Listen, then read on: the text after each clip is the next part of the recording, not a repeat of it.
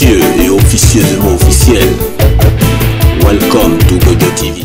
Le musée théâtre Ben Kadisso se situe en Côte d'Ivoire, à Abidjan, dans le quartier Cocody Ambassade.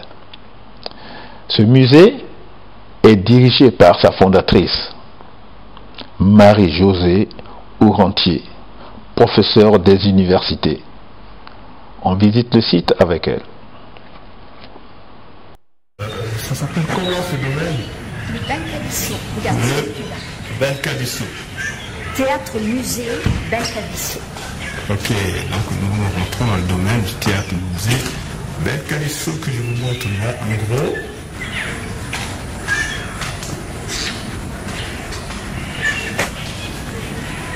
Et nous sommes donc à Abidjan, Cocody. Voilà.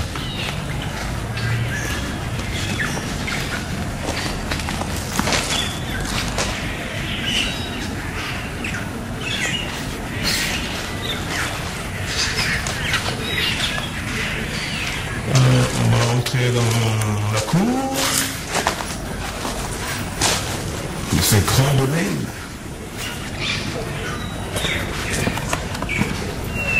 Voilà.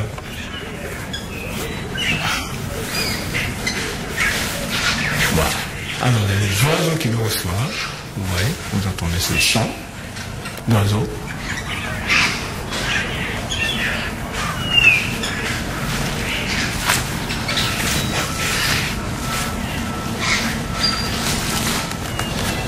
Alors, normalement, tu écris. Ben oui, tu sais très bien que j'écris, évidemment, parce que Moi, je suis déjà agréablement surtout de me retrouver. Mais ça fait partie d'un tout, parce que quand on crée, c'est vraiment les arts et les lettres. Bon, moi j'enseigne à l'école normale supérieure. Il est évident que quand on est spécialisé dans la littérature, quelle qu'elle soit, littérature orale, tradition orale, il n'y a qu'un pas, on ne peut qu'écrire. Ça fait partie aussi de mes recherches. J'ai fait des recherches sur le rituel pour avoir une possibilité de créer une esthétique nouvelle et de théâtre rituel africain. Donc, et puis après, à partir de mes recherches anthropologiques, j'ai écrit des textes de littérature orale en passant par Soumaoro, Fakoli, et tant d'autres, mais en m'appuyant sur des réalités traditionnelles, effectivement. Et c'est dans ce sens qu'on a créé le prix Théophile. Pour y avoir, Vous avez la chance de découvrir. Participé. Et puis tout récemment, le prix Jacques Chirac de théâtre francophone.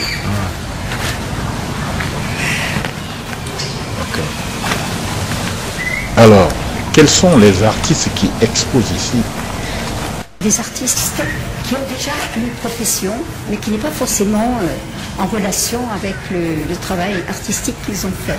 Mais ils ont besoin de sortir de cette profession pour créer. Et c'est ainsi que vous voyez toutes ces sculptures qui ont été faites par un artiste qui travaille dans l'agriculture, un artiste qui travaille dans la ferronnerie, un artiste qui travaille dans d'autres domaines, mais ils ont besoin de s'exprimer en dehors de leur profession. Et c'est ainsi que vous voyez toutes ces sculptures dans le jardin. Et devant Tout ce qu'on a vu devant à l'entrée. Tout à fait. Donc, alors j'appelle ça le jardin des œuvriers, parce qu'ils créent des œuvres, en dehors de leur profession. D'accord. Ça veut dire qu'ils n'ont pas que, ils font pas que ça, que c'est. C'est-à-dire c'est une chance parce que comme ça, il y a beaucoup d'artistes qui sont très talentueux mais qui ne vivent pas de leur métier malheureusement. Alors eux au moins ils se permettent de créer parce qu'ils ont un métier qui les nourrit en quelque sorte. Voilà. Donc ils peuvent s'adhérer totalement pendant certaines périodes, ils peuvent s'adhérer à créer. À créer des œuvres. Tu reçois, tu as reçu déjà depuis combien d'artistes On a reçu depuis, c'est-à-dire que le Ben Kadisso existe depuis les années 2000, depuis 2000 exactement. Donc chaque année nous avons un festival Et au cours de ce festival, eh bien, nous présentons des peintres, des sculpteurs, et puis en même temps, on fait des défilés artistiques, et puis on a une création annuelle de théâtre. Donc, on présente une pièce de théâtre à chaque fois, des lectures de spectacles, des dédicaces. Voilà. On va arriver voir la salle de spectacle. Oui. On va voir. Alors c'est un petit théâtre de poche qui réunit justement à peu près 70-80 spectateurs. Et ce qui est intéressant, c'est que comme ce sont des spectacles qui ne sont pas grand public, puisque ce sont des créations de recherche en quelque sorte, donc ce qui est intéressant, c'est qu'on puisse toucher un public et puis en même temps favoriser des débats tout de suite après le spectacle. C'est beaucoup plus facile comme ça de présenter un travail qu'on n'a pas l'habitude de voir, parce que les gens aiment bien un théâtre plus facile et surtout un théâtre comique. Là, c'est plus un théâtre de recherche à partir de mes propres recherches sur le théâtre rituel.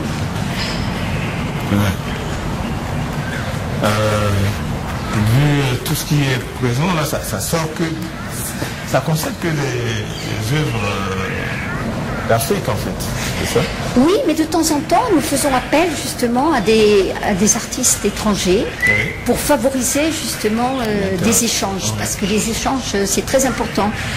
Parfois, il y a des directeurs de galeries qui viennent ici et qui proposent aussi à certains artistes d'exposer chez eux. Et ça, c'était à une certaine époque. Maintenant, c'est beaucoup plus difficile parce que tout est difficile pour obtenir le visa. Mais à l'époque, il y avait vraiment des échanges entre les spectacles que nous produisons. On a pas mal bougé en Europe, on a pas mal bougé un peu partout au cours de certains festivals. Mais depuis quelque temps, c'est beaucoup plus difficile. Beaucoup plus difficile. C'est pour ça que, comme beaucoup d'ailleurs d'artistes français, on présente des spectacles en solo, c'est-à-dire avec un seul auteur ou une seule actrice. Là, nous allons rentrer maintenant. Alors là, dans le petit théâtre. Ok. Le petit théâtre où l'on présente des lectures de spectacles, où l'on présente une création à nous.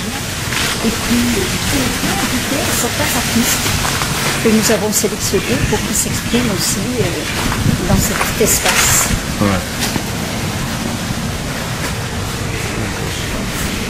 C'est pas mal. Bon, alors là, on a enlevé le rideau, évidemment. Oui. Reste des œuvres parce que tout est mélangé, je veux dire, l'art est multiple. Donc, surtout quand on fait du théâtre, on utilise aussi bien les plasticiens que les couturiers. Il y a tout un ensemble artistique qui s'exprime en quelque sorte. C'est pour ça qu'on mélange des tableaux sur la scène. Voilà. Là, nous sommes en composition en ce moment, donc le théâtre n'est pas encore organisé. La salle n'est pas encore organisée, mais je veux dire, nous sommes en pleine répétition. Voilà. Il y a combien de représentations par an? Ah, mais ça, c'est variable. C'est très variable. Avant, on bougeait beaucoup, maintenant, on bouge beaucoup moins. Donc, c'est un peu à la demande. D'accord. C'est un peu à la demande. Donc, il y a des actrices sénégalaises qui sont venues là, des Burkina. Oui, d'un peu partout. Partout. Quand ils viennent en République, souvent ils viennent visiter le lieu et ils viennent à participer, à présenter des tableaux. Il y a des Congolais qui ont laissé des tableaux. Donc je veux dire, on essaye de s'ouvrir quand même à l'Afrique en général. Voilà. Le quartier s'appelle comment aussi? Alors, c'est Cocody Ambassade. Cocody Ambassade. Voilà. Pas très loin de la pays, non? C'est pas très loin de l'Ivoire. Je crois que c'est plus simple ouais. de préciser que c'est pas loin de Ouais, c'est Alors dans les Apacam, évidemment, il y a beaucoup d'expositions de tableaux. Ouais, on va aller voir. Bon, il y en a aussi. Après, on va à l'intérieur, on va voir les appartements et ça. Oui. Quand on arrive, hein, quand on arrive.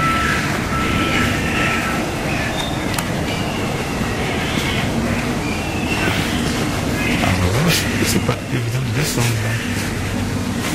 Là, c'est un petit studio qui réserve souvent aux artistes quand ils veulent travailler tranquillement, quand ils veulent travailler un peu en résidence. Et donc, pour l'instant, assez vide. Et alors, il y a 2 apatames qui sont réservés donc, à des espaces où les artistes présentent leur dernière création. Alors il faut bien distinguer 2 espaces. D'abord il y a un musée qui regroupe à peu près 300 œuvres. Et ça c'est personnel, ce sont des œuvres que j'ai récoltées au cours de mes différents voyages, de missions de recherche, etc. Et puis il y a 2 galeries, dont les 2 apatames, qui sont réservées aux artistes pour qu'ils présentent leurs œuvres. Et là, ils peuvent vendre leurs œuvres. Alors que le musée, évidemment, c'est juste pour montrer un peu le travail d'artistes de renom, d'ailleurs, d'artistes de renom. Parce que la plupart des artistes, ce sont des artistes quand même qui sont connus et reconnus. Donc ça, c'est important parce que c'est surtout ceux-là qui ont des difficultés. Après, il y a beaucoup d'associations qui s'occupent d'encourager les artistes qui débutent, etc. Mais nous, ce n'est pas notre but. Notre but, c'est de faire découvrir l'art, de faire comprendre l'art, justement, au public. Et ce sont des artistes qui sont reconnus à l'étranger, mais pas encore chez eux. C'est bien dommage. Parce que, par exemple, il y a très peu de gens qui ont des moyens, mais qui n'ont pas le réflexe, par exemple, d'acheter des tableaux. Ce qui est dommage. Ce qui est dommage. Ok. Et là, tu gères là avec qui? Tu es toute seule? Ah non, pas du tout. On est toute une équipe, on est une association. Donc, je préside cette association. Nous sommes toute une équipe. Chacun a sa fonction. Et bon, moi, il se trouve que c'est ma maison. Donc, je vis ici. Wendiam, qui est une comédienne ici, elle est là, elle est impliquée depuis déjà très longtemps. Elle est la vice-présidente de l'association.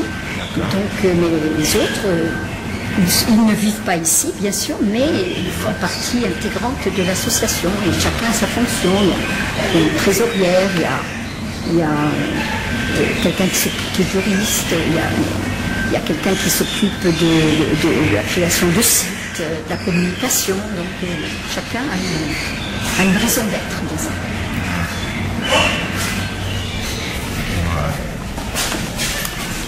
Donc là, nous sommes dans le musée.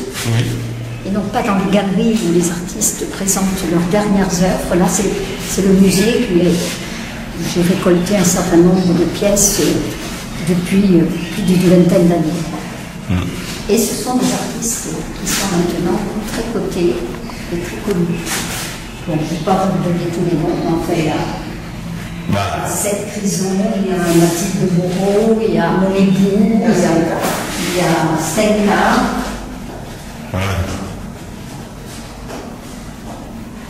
Il y a Esso.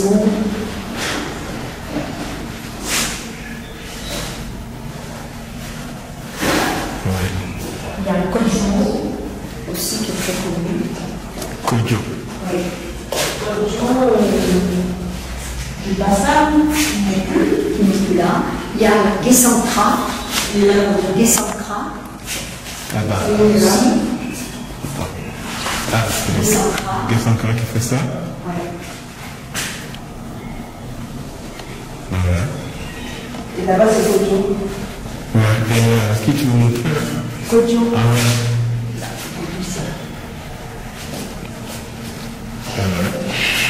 Et c'est même si.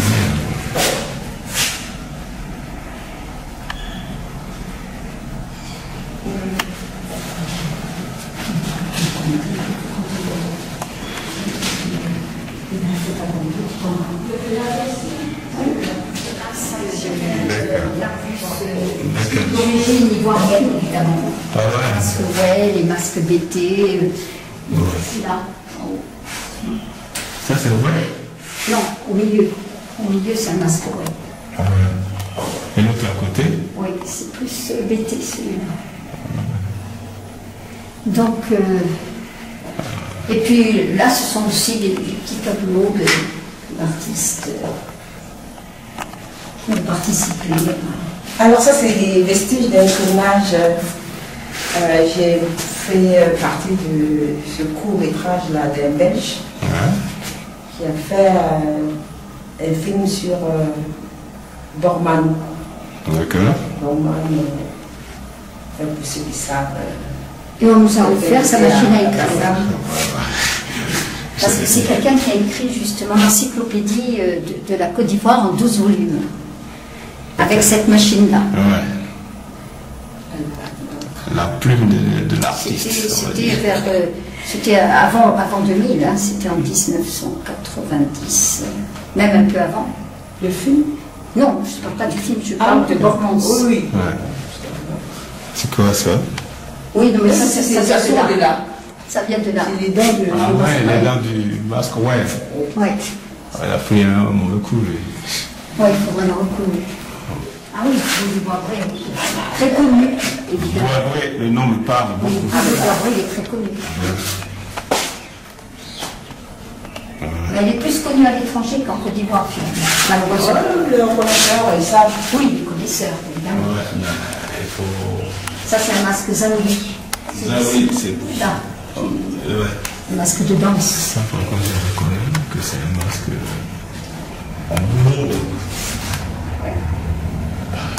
Et là, moi je peux parler un peu par rapport à ce que vous voulez là. Là, c'était un lycée conçu par un designer du pays, enfin un artiste du pays, hein, César Dobo.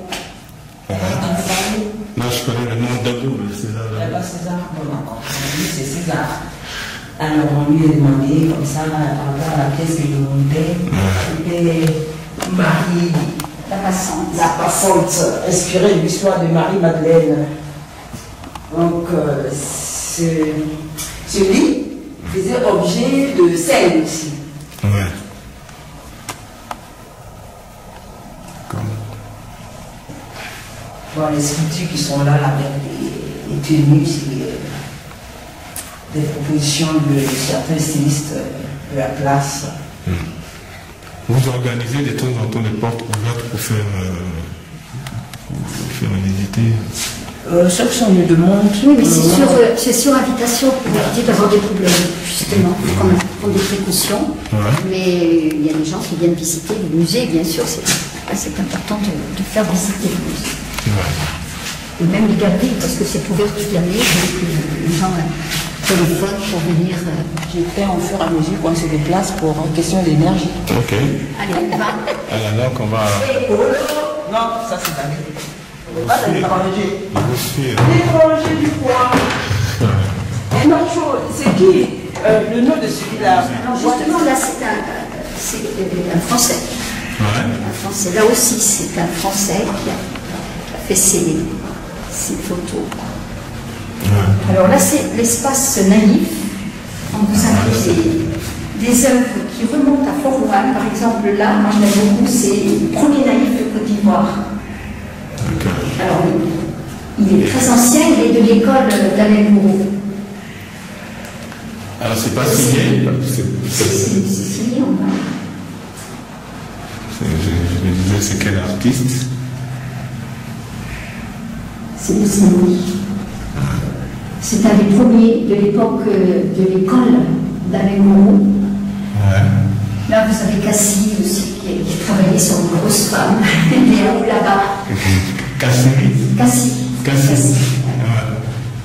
Bon, là, il y a d'autres naïfs qui sont, j'allais dire, de l'école de Diarra, parce que Diarra, c'est lui qui a finalement été ensuite qui a été un des grands maîtres de l'art naïf en Côte d'Ivoire, Diarra.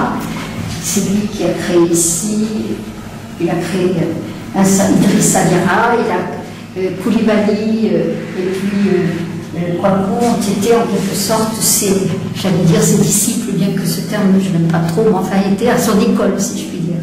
Voilà.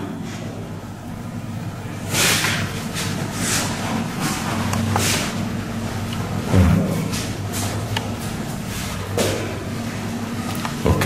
Est-ce que vous avez descendu jusqu'à la bibliothèque? C'est toujours le musée, donc. Il y a un monde ici à tous les peintres connus de Côte d'Ivoire en quelque sorte, hein, que tous les Ivoiriens connaissent ou ont entendu parler de ces peintres-là. Alors maintenant, vous avez... Les Ivoiriens amateurs d'art. Oui, évidemment. Malheureusement, c'est pas encore tout à fait... ça ne dépasse pas les grands amateurs d'art, la connaissance des peintres. C'est toute l'Afrique qui est comme ça pour l'instant. Oui, oui, malheureusement.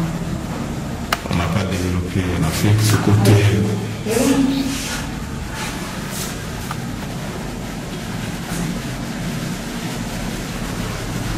Avec ces deux galeries, nous accédons aux fameuses galeries où les peintres, justement, présentent leur dernière production. Ce sont les deux salles d'exposition. Donc ça, c'est encore le musée. Les deux galeries, là, et même ici, ce sont des tableaux qui viennent d'arriver pour les prochaines expos.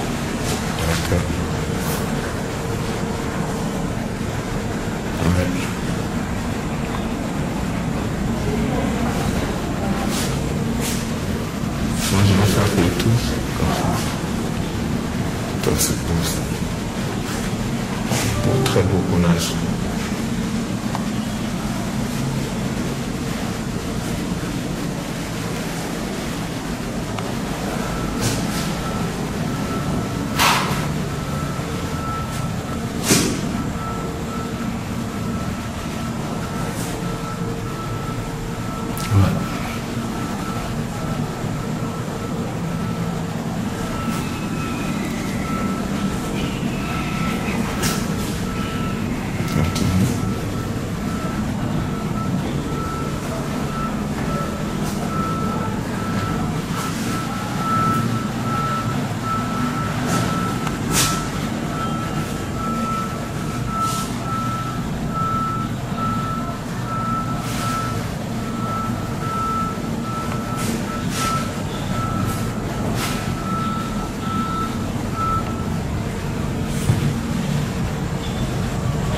Et justement, c'est l'entrée du musée-théâtre en même temps. Et ce sont des... C'est un design qui a été créé justement par César Dorbeau, qui nous a créé ces fauteuils. Ouais. C'est un artiste complet. Ah oui, voilà.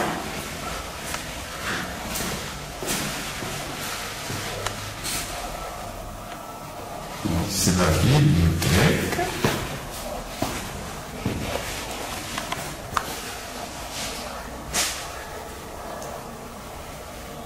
Alors, quels sont les artistes que vous recevez ici, enfin, le genre, le style d'artiste, écrivain ou peintre? Absolument tous les genres, hein. Que ce soit écrivain, c'est pareil. Hein. Ouais. Non, il n'y a pas de... L'essentiel, c'est la compétence, c'est le travail d'écriture des romanciers ou des poètes. Et parmi justement tous ces textes, ce sont des textes de poètes locaux et de romanciers locaux. Et puis les peintres, comme je l'ai dit, ce sont des peintres ivoiriens. Et puis en même temps, on trouve de la soupe de toute la région. Bon, maintenant, moi, je ne privilégie pas mes goûts personnels. J'essaye justement d'avoir une vaste ouverture, en quelque sorte. L'essentiel, c'est le travail, c'est la beauté de l'œuvre, la beauté de la créativité.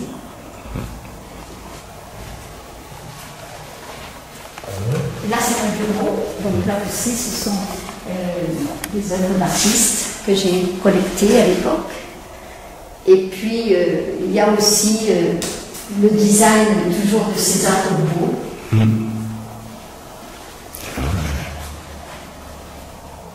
Et là, c'est une Sénégalaise qui fait ce genre de travail et qui ne vend pas d'ailleurs ses œuvres, mais qui les offre à des gens qu'elle aime. C'est étonnant. Et chaque fois que quelqu'un vient chez elle, elle a une galerie, elle offre ce genre de personnages. C'est vraiment des cadeaux comme ça qu'elle fait, et pas tout le monde, mais à ceux qu'elle a particulièrement appréciés. Et c'est ma camarade, quand je travaille, elle est là, elle. Ton ange gardien. Oui, si on veut.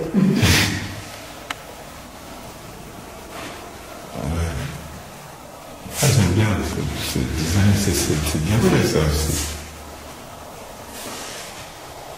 Ouais. Quand tu as un super bureau.